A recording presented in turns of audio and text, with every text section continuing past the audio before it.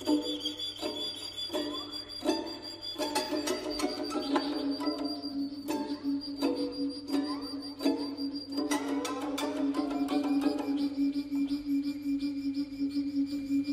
sauc Laura Vecmane. Man ļoti patīk par filozofiskām lietām runāt. Cilvēks, kas ir cilvēks fiziski? Mēs esam īstenībā daudz dažādu sēnīšu un baktēriju apkopojums. Un par to es ļoti daudz domāju, kad esmu dabā. Bet kas es vēl esmu bez tā? Es esmu radošs kopums, droši vien būtne, gleznotāja, māksliniece, dzīves un dabas baudītāja.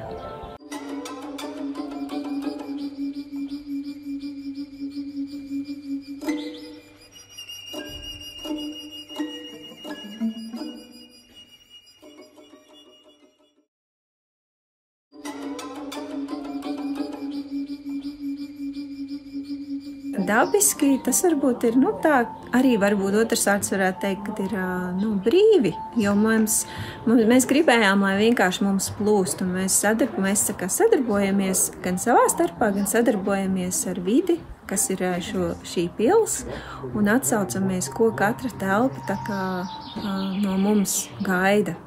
Un tad mēs tādā veidā arī ekspozīciju iekārtojam, vienkārši dabiski. Un arī varbūt šobrīd esam pienākuši pie tāda posma, kur mums gribās visu vienkārši un brīvi un bez tādas samākslotības. Kaut gan ļoti interesanti, ka daudzi cilvēki, kad redz, ka mēs kaut ko radam, viņi tā, ko jūs tagad mākslojiet? Mēs mēģinām no tā tikt projām, mēs neko negribam samākslot, mēs vienkārši atsaucamies, kas mūs uzrunā. Un vienā brīdī tas varbūt ir fantāzija, kaut kāds izdomājums, kā tēli no pieredzētā salikti tādā kā mozaīkā kopā, un citā brīdī tas ir vienkārši ainava ārā pa logu, vai kas notiek telpā interjerā.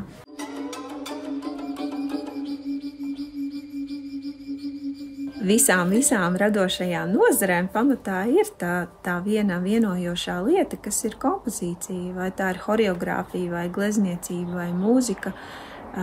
Tās radītājs ieklausās kaut kādos elementos, un viņš viņus izkārto pēc savas harmonijas kaut kādas izpratnes.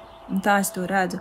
Bet īstenībā jau cilvēks nav nekas tāds baigi oriģināls. Mēs vienkārši esam dabas elementi. Mēs esam daļa no dabas, un mēs atsaucamies uz to, kas notiek varbūt kaut kādā kosmiskā plānā.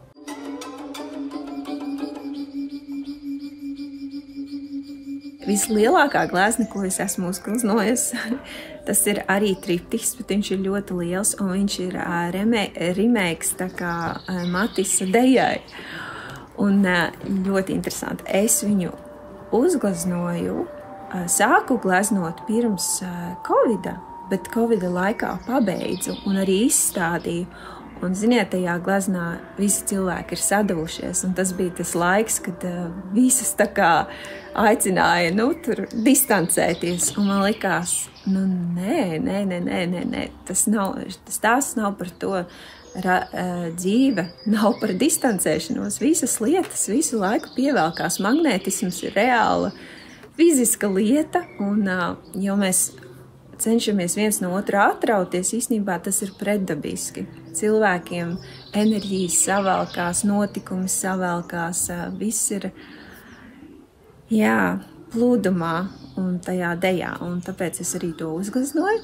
Manā mājaslapā var apskatīties to darbiņu no 2000 sanāk. Tas ir kaut kāds 20. gads varētu būt.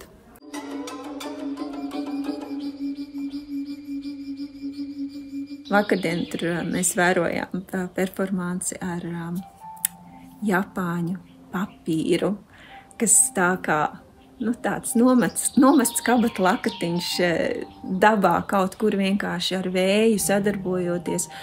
Un vienā brīdī pat tiešām, jo tā aina bija tik tālu projām, ka tas tā kā aizmirst par tā cilvēka klātbūtni. Man likās, ka tas ir, tur jau tā māksla atklājās, ka tā nav deja, laikmetīgā deja nav deja varbūt klasiskā izpratnē, bet viņa visu laiku tā kā paplašina to tavu izpratni par to, kas deja ir.